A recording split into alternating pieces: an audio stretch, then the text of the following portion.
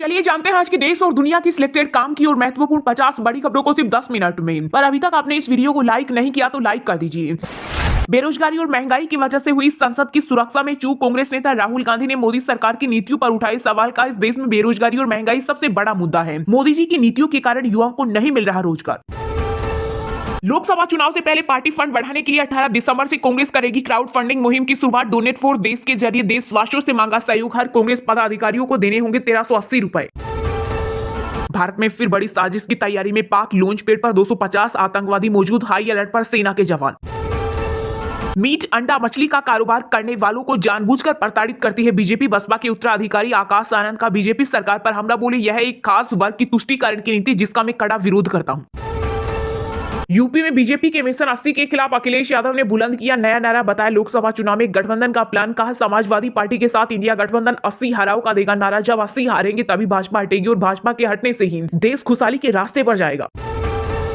एक या दो नहीं 7 स्मोक केन लेकर लोकसभा में घुसे थे आरोपी। आत्मदाह करना चाहते थे। पुलिस जांच में हुआ बड़ा खुलासा। इंटरनेट से सर्च की थी संसद की जानकारी। वहीं पुलिस ने मामले में 6वां आरोपी किया गिरफ्तार। प्राण प्रतिष्ठा से पहले हाईटेक हुई भगवान राम की नगरी। अवैध होगी राम मंदिर की सुरक्षा। 110 सीसीटीवी कैमरों से रखी जाएगी नजर। 22 गुना बढ़ा made in India mobile phone का उत्पादन जिससे 12 लाख लोगों को मिला रोजगार। केंद्रीय मंत्री अश्विनी वैष्णव ने किया खुलासा। अमित शाह पर आपत्तिजनक टिप्पणी करने पर राहुल गांधी के खिलाफ समन जारी। कोर्ट में पेश होने का आदेश। किसी ने चलाई केप तो किसी ने जर्सी। मुंबई इंडियंस के फैंस को पसंद नहीं आया रोहित शर्मा को कप्तानी से हटाने का फैसला। एमआई को बॉयकॉट करने के मूड में प्रशंसक।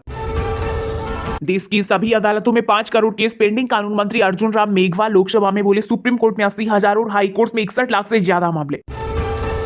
गूंगी बहरी सरकार को जगाने के लिए सदन में कूदे नौजवान। संसद सुरक्षा चूक मामले में आरोपियों के समर्थन में आए सपा प्रमुख अखिलेश यादव। बोले मोदी जी के 25,000 करोड़ रुपए के ड्रीम प्रोजेक्ट में लग गई सेंध।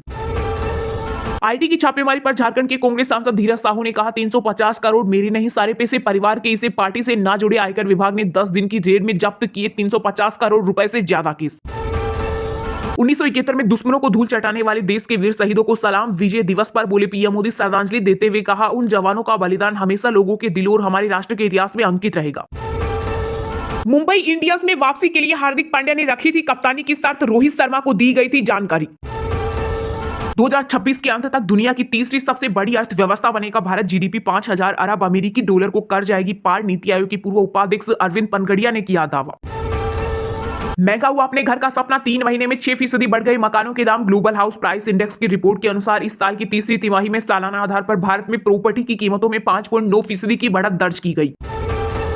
बिहार के सीएम नीतीश कुमार की वाराणसी में 24 दिसंबर को होने वाली रैली रद्द। बीजेपी और जेडीयू हुई आमने सामने। एक दूसरे पर लगाए गंभीर आरोप।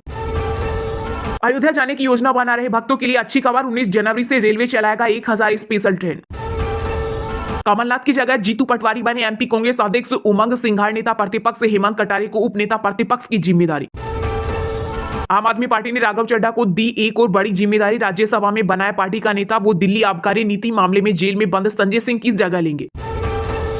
असम की हिमंत सरकार ने राज्य के 1281 सरकारी मदरसों का नाम बदलकर किया एमई मिडिल इंग्लिश स्कूल। शिक्षा मंत्री रनोज पेगू बोले यह कदम शिक्षा प्रणाली में बेहतरी को बढ़ावा देने के लिए किया जा रहा। लोकसभा चुनाव के बाद गिरेगी कर्नाटक की सिद्धारमैया सरकार। कांग्रेस के एक मंत्री 50 एमएलए के साथ बीजेपी में होंगे शामिल। जेडीएस नेता और पूर्व मुख्यमंत्री एचडी कुमारस्वामी ने फिर से किया दावा। शाहरुख खान की डंकी को सेंसर बोर्ड से मिली हरी झंडी। यूएस सर्टिफिकेट के साथ होगी रिलीज। 2 घंटे 41 मिनट का होगा रन टाइम। बॉलीवुड के बादशाह ने साझा किया अपनी मोस्ट अवेटेड फिल्म डंकी का नया पोस्टर। बोले बस 5 दिनों में आप तक पहुंच रही फिल्म। पीएम मोदी ने बदल डाली राजनीति की संस्कृति। 3 राज्यों में बीजेपी की जीत के बाद हिमाचल के बिलासपुर में गरजे बीजेपी अध्यक्ष जेपी नड्डा। बोले कांग्रेस की गारंटी कभी पूरी नहीं होने की गारंटी। झूठ बोलकर नहीं मिलता वोट। भारी दबाव के चलते सरकार को आखिरकार बदलना पड़ा अपना फैसला। गन्ने के जूस से एथेनॉल बनाने पर लगी रोक हटाने का किया फैसला। का एथेनॉल के उत्पादन में गन्ने के जूस और बी हेवी गुड़ का इस्तेमाल होता रहेगा। एलआईसी ने अपने एजेंटों के लिए ग्रेच्युटी सीमा 3 लाख रुपए से बढ़ाकर 5 लाख रुपए करने की अधिसूचना जारी की। एसआईसी से 17.28 लाख कर्मचारी जुड़े। संसद सुरक्षा चूक मामले में आरोपी सागर शर्मा ने खुद को आग लगाने का बनाया था प्लान। मीडिया में छाना था असल मकसद। पुलिस पूछताछ में हुआ बड़ा खुलासा। वहीं मामले को लेकर बीजेपी सांसद प्रताप सिम्हा से पूछताछ करेगी स्पेशल सेल। इन्हीं के रेफरेंस से लोकसभा में गए थे आरोपी। एक नहीं 10 निशान जो बताएंगे बिल्डिंग हिंदुओं की। हिंदू पक्ष के वकील हरिशंकर जैन बोले फोटो से सामने आएगा ईदगाह का सच। सर्वे के आदेश से घबराए मुस्लिम पक्ष। हरियाणा, पंजाब समेत उत्तर भारत में झमाझम बारिश की संभावना, ठंड से अभी और बढ़ेगी ठिठुरन। आईएमडी ने धुंध को लेकर जारी किया येलो अलर्ट। वहीं हिमाचल में बारिश बर्फबारी के आसार, पर्यटकों को गर्म कपड़े लाने की एडवाइजरी जारी। चलिए अब जानते हैं जो आम आदमी के काम की और फायदेमंद खबरें हैं उनको विस्तार से। पर इससे पहले अभी तक आपने इस वीडियो को लाइक नहीं किया तो लाइक कर दीजिए। बेरोजगारी और महंगाई की वजह से हुई संसद की सुरक्षा में चूक, कांग्रेस नेता राहुल गांधी ने मोदी सरकार की नीतियों पर उठाए सवाल। कहा सुरक्षा में चूक हुई है। ऐसा क्यों हुआ है? क्योंकि इस देश में बेरोजगारी और महंगाई सबसे बड़ा मुद्दा है। जी हां, संसद की सुरक्षा में सेंध के मामले में कांग्रेस नेता और सांसद राहुल गांधी की प्रतिक्रिया सामने आई है। उन्होंने केंद्र की मोदी सरकार की नीतियों पर सवाल उठाए हैं। राहुल ने कहा कि सुरक्षा में चूक हुई है। ऐसा क्यों हुआ है? क्योंकि इस देश में बेरोजगारी बड़ा मुद्दा है। उन्होंने कहा कि पीएम मोदी की नीतियों के कारण देश के युवाओं को रोजगार नहीं मिल रहा है। इस घटना के पीछे का कारण बेरोजगारी और महंगाई है। वहीं कांग्रेस अध्यक्ष मल्लिकार्जुन खड़गे ने कहा कि गृह मंत्री अमित शाह सदन में बयान देना नहीं चाहते। वह मीडिया में इस मामले पर बयान दे रही हैं, लेकिन सदन को सुचारू रूप से चलाने के लिए सदन में नहीं बोलते हैं। साथ ही कहा कि वह कांग्रेस का नाम लेकर वोट मांगते हैं, नेहरू जी और गांधी जी को निशाना बनाकर वोट मांगते हैं। वहीं सपा प्रमुख अखिलेश यादव ने भी कहा कि नौजवानों के परिवार से जब मीडिया ने बात की तो उन्होंने बताया कि ये सभी युवा बेरोजगारी से दुखी थे, इसलिए वो सदन में कूद गए। नौकरी नहीं मिल रही थी तो गूंगी बहरी सरकार को जगाने के लिए वो लोग सदन में कूद गए थे। इससे पहले कांग्रेस महासचिव जयराम रमेश ने भाजपा सरकार पर वास्तविक मुद्दों से ध्यान भटकाने की कोशिश करने का आरोप लगाया और कहा कि गृह मंत्री सदन में बयान देने को तैयार क्यों नहीं है। इसमें मैसूर की भाजपा सांसद की भूमिका थी, जिन्होंने घुसपैठियों को विजिटर पास उपलब्ध कराए थे। साथ ही कहा कि ये संसद और संसदीय परंपराओं की अवमानना है। जब संसद का सत्र चल रहा था तो मंत्री कभी भी गंभीर मुद्दों पर संसद के बाहर इतने बड़े बयान नहीं देते, वे संसद को विश्वास में लेते हैं। लोकसभा चुनाव से पहले पार्टी फंड बढ़ाने के लिए 18 दिसंबर से कांग्रेस करेगी क्राउड फंडिंग मुहिम की शुरुआत। डोनेट फॉर देश के जरिए देशवासियों से मांगा सहयोग। हर कांग्रेस पदाधिकारियों को देने होंगे 1380 रुपए। केसी वेणुगोपाल बोले, श्रेष्ठ भारत बनाने में हमारी पार्टी को सशक्त बनाना जरूरी। जी हां, 2024 लोकसभा चुनाव से पहले पार्टी फंड बढ़ाने के लिए कांग्रेस ने तैयारी शुरू कर दी है। इसके लिए पार्टी क्राउड फंडिंग मुहिम की शुरुआत करने जा रही है। कांग्रेस ने इस मुहिम का नाम डोनेट फॉर देश रखा है। 18 दिसंबर को दिल्ली से इसकी शुरुआत होगी। पार्टी ने अपने सभी पदाधिकारियों और सदस्यों को इस मुहिम में कम से कम 1380 रुपए का योगदान देने को कहा है। कांग्रेस सांसद केसी वेणुगोपाल ने एक प्रेस कॉन्फ्रेंस कर क्राउड फंडिंग मुहिम लॉन्च करने की बात कही। वेणुगोपाल ने कहा कि कांग्रेस को अपने ऑनलाइन क्राउड फंडिंग अभियान डोनेट फॉर देश के लॉन्च की घोषणा करते हुए गर्व हो रहा है। यह पहल 1920-21 में महात्मा गांधी के ऐतिहासिक तिलक स्वराज कोष से प्रेरित है और इसका उद्देश्य एक श्रेष्ठ भारत बनाने में हमारी पार्टी को सशक्त बनाना है। उन्होंने कहा अभियान की ऑफिशियल शुरुआत पार्टी अध्यक्ष मल्लिकार्जुन खड़गे 18 दिसंबर को दिल्ली में करेंगे।